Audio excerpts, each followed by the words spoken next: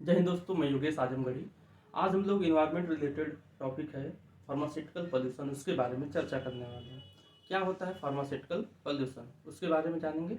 उससे रिलेटेड एक पॉल्यूशन होता है, उसके बारे में मैं बताऊंगा। फिर उसके बाद आपको कॉन्सेप्ट क्लियर हो जाएगा। आप लोग सुने होंगे इंडस्ट्रियल पॉल्यूशन, यानी जो इंडस्ट्रीज से निकलते हैं जो कूड़े कचरे, ठीक है, जो प्रोडक्ट बनाते टाइम जो सॉलिड वेस्ट निकलता है ना, उसको उसी को क्या बोला जाता है, इंडस्ट्रियल पॉल्यूशन बोला जाता है। ठीक उसी प्रकार जब फार्मास्यूटिकल मतलब कि जो मेडिसिन वगैरह बनाई जाती हैं, जो भी कोई दवाइयाँ बनाई जाती हैं या फिर कोई इंजेक्शन बनाया जाता है, चाहे कोई ड्रग्स बनाया जाता है, ठीक है, उसके बाद जो उसका वेस्ट निकलता है, ठीक है, उसको फार्मास्यूटिकल पॉल्यूशन बोला जाता है।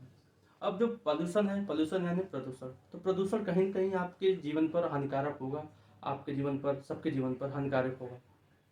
तो जो ये फार्मास्यूटिकल पॉल्यूशन होता है ना, उसको जो वेस्ट होता है, फार्मास्यूटिकल वेस्ट जो प्रकार से, उसको क्या किया जाता है कि या तो किसी वाटर बॉडीज के पास में उसको डंप कर दिया जाता है, या तो फिर कोई ओपन प्लेस पर उसको डंप कर दिया जाता है। ठीक है, डंप करने का सेंस उसको वहां पर जाकर रख दिया जाता है। ठीक, अगर वाटर बॉडीज के पास में अगर उसको डंप किया जाता है तो होता क्या है कि वो जो लिक्विड्स होते हैं, जो सॉलिड वेस्ट होते हैं, वो क्या करते हैं, नाले के थ्रू नदियों में चले जाते हैं।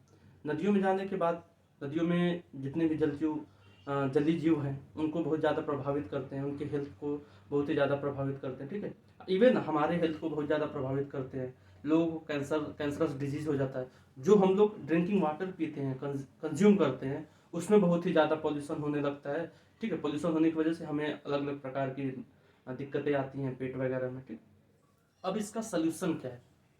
सल्यूशन ये है कि पहले तो कोई एक टफ गाइडलाइन बनाई जाए कि अगर आपके पास किसी कंपनी के पास निकला सॉलिड वेस्ट हो रहा है, ठीक है, तो उसको एक प्रॉपर जगह पर कहीं डंप किया जाए, फिर बाद में उसको क्या किया जाए, दफना दिया जाए। ठीक है, पहली चीज हो गई रेगुलेशन के लिए।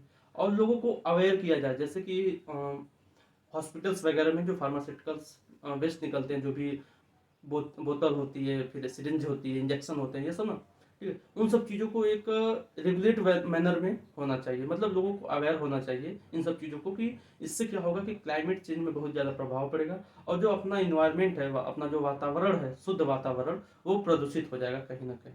ठीक है, ये चर्चा में क्यों आया फार्मास्यूटिकल पोल्यूशन, ये तो सबसे अहम बात है।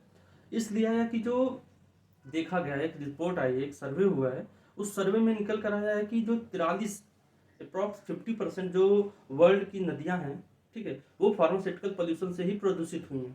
ठीक है, मतलब कि अगर देखा जाए, अगर भारत में या फिर पूरे विश्व में, पूरे विश्व की बात कर रहा हूँ मैं, तो जो नदियां हैं, सबसे ज्यादा पोल्यूशन 43%, कारण क्या है, मेन काज क्या है, फार्मास्यूटिकल पोल्यूशन ही है, जिनकी वजह से वो दूषित हुई हैं।